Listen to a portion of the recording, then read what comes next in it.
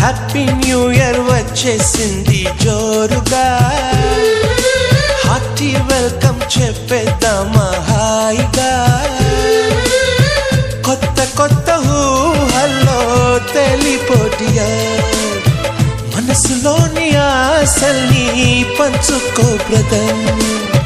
గుండెలోని భావాలు గుప్పుమన్న ఈ వేళ, కదిలల్లే కాలపు కన్నెకి టాటా చెప్పుదామా.